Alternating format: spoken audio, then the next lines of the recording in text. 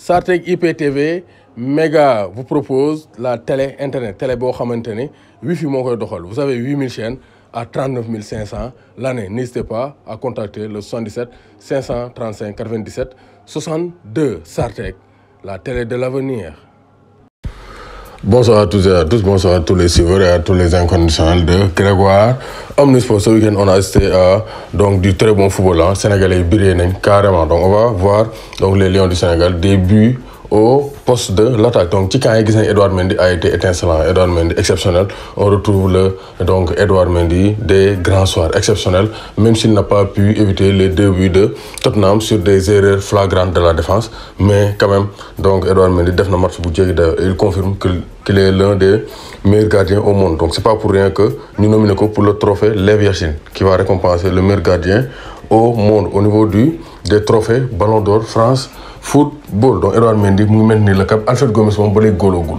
Donc Mandanda moo ñëw ren ñu ne Alfred Gomis foo xam demal, donc il faut trouver un nouveau club pour poursuivre ta carrière. Donc Gomis moom situation am changé gul, amagul club, et ça c'est inquiétant comme d'autres joueurs de l'équipe nationale. Seny Dieng moom troisième gardien en forme, il a marqué. Donc ça c'est un fait marquant.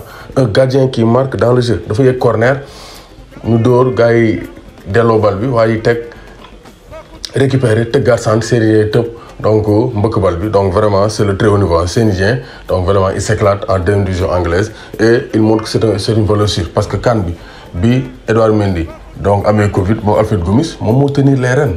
Les 2 premiers matchs, Seny Dieng a bien géré face au Zimbabwe et face à la Guinée. Et il a montré entière satisfaction. Côté boobu amuñu ci problème. Donc gis nañ ne Bingourou Kamara moom Marcel moo ko donc barré Félix Strasbourg moom il joue presque pas, même si des fois Aliou Cissé woo ko pour compenser.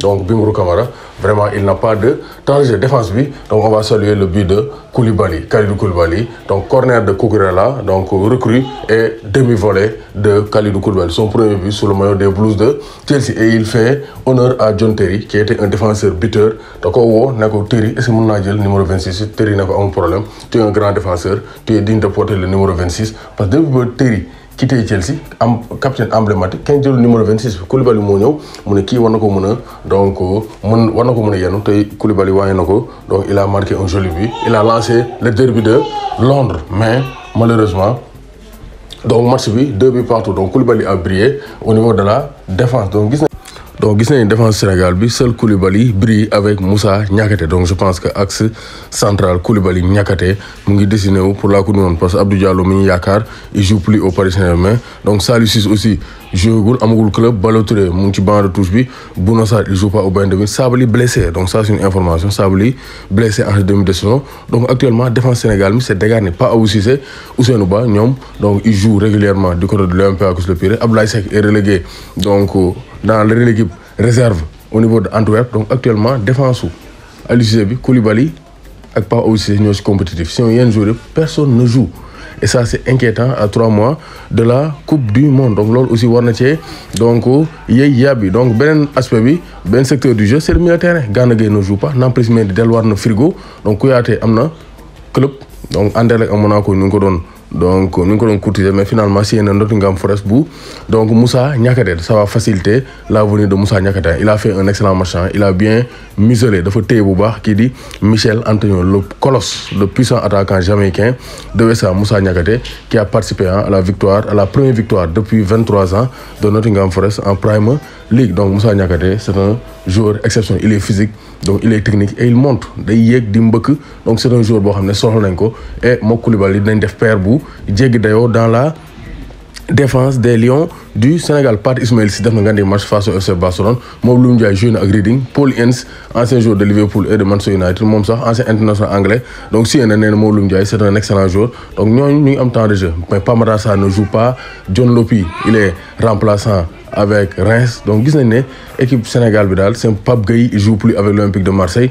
Donc vraiment c'est compliqué pour les milieux de terrain aussi de l'équipe nationale du Sénégal. Côté attaque bi Ismaïla Sarr mu ngi brillé. Sadio Mané donc il a joué ce week-end, dugal na 2 buts ñu refusé ko pour hors-jeu. Il n'a pas réalisé un excellent match. Musiala lui a ravi la vedette, mais donc Sadio Mané devra bien ajuster parce que il va plus vite que ses partenaires. Moo tax à chaque fois day nekk en position de hors-jeu. Donc c'est un nouveau club, donc il faut que mu adapté par rapport au rythme, parce que Angleterre c'est beaucoup plus rapide, c'est beaucoup plus explosif que donc le football allemand du Bayern de Munich. Donc Sadio Mané n'a pas marqué, mais quand même il a effectué un match correct. Donc gis nañ ne Habib Diallo joué avec Strasbourg, il n'a pas marqué. Donc match nul, Strasbourg ak Nice, 1 but partout. Mais gis Famara Diédhiou dafa blessé, Boulaye Dia ñu ngi koy waaj yóbbu fële ca Salernitana.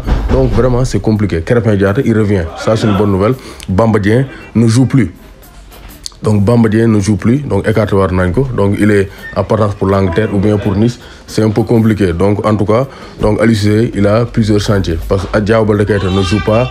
Donc gis nañu aussi Demba Seck il est écarté. Demba Seck dañ ko écarté parce que entraîneur bi nee na xamul ndax Demba Seck day demam day toog xelam nekkul ci toog Torino. Donc comme day douter da koy écarté. Donc Iliman Ndiaye il joue. Donc bu ngeen seetloo 80% des cadres d'Aliou Cissé, joueurs yi Aliou Cissé di woo 80% ils jouent pas en ce début de saison. te loolu dalul xel à quelques mois de la Coupe du Monde. Donc loolu bokk na ci donc fait marquant de ce week-end de football. Les cadres de l'équipe nationale ne jouent pas, ñii amuñu club, ñii en instance de transfert, ñii ils jouent pas, ils sont remplaçants. Donc ça c'est inquiétant. Am na joueurs yu brillants ñoom Mendy, Seny Dieng, donc kii di Kalidou Koulibaly, Sadio Mané, Ismaïla Sarr, Krépin qui revient en forme, Iliman Ndiaye il joue, donc Mamadou Loum Ndiaye muy joué, donc aussi Pape Ousmane Sakho aussi il a marqué un joli but vraiment exceptionnel. Pape Ousmane Sakho, Nicolas Jackson aussi, donc c'est deux joueurs qui peuvent bouleverser la hiérarchie au niveau de l'attaque. Donc Abdallah Sima amul chance dafa dem Angers, il s'est blessé moom aussi, manque de chance. Pépin physique yi ñoo xaw a sonal daaw ñoo ko ralentir saison en Angleterre avec Stoke City. Cette saison aussi il est encore blessé avec Angers. Donc ñu koy ñaanal mu rek jàmm ak salaam parce que c'est un donc grand avenir du football sénégalais. doomu Gaynde Njaay warul tiit warul ragal. Donc maa ngi nuyu Abdou Luka Modric waa Real Madrid, ils ont réussi à s'imposer. Luka Modric moo dugg le playmaker, il a provoqué le coup franc. David Alaba ñëw laxas ko. Abdou Luka Modric maa ngi koy bëgg bu baax, le grand madrilène. Donc le Real Madrid donc n'a pas fait un faux pas. Donc tellement encaissé, mais ils ont réussi à s'imposer contre le FC Barcelone qui a été tenu en échec. doomu Gaynde Njaay warul tiit warul ragal. Mondial Sport, leader de l'équipementier au Sénégal, indi na leen ay nouveautés. Voici le maillot Terre des Lions du Sénégal, maillot bi nga xamante ne mu ngi toj jamono avec Flocage c'est à 12 000 francs. Donc maillot sénégalais avec Sadio Mané mu ngi noonu c'est à donc 10 000 francs plus Flocage c'est à 12 000 francs. Donc gis nañu aussi donc Mondial Sport mu ngi leen di may maillot nouvelle saison yi, nouvel arrivage. Donc mu ngi nii maillot Bayern rouge bi Sadio Mané ca kaw ca kanam. N'hésitez pas à commander sur Mondial Sport 77 666 03 95 77 059 99 84.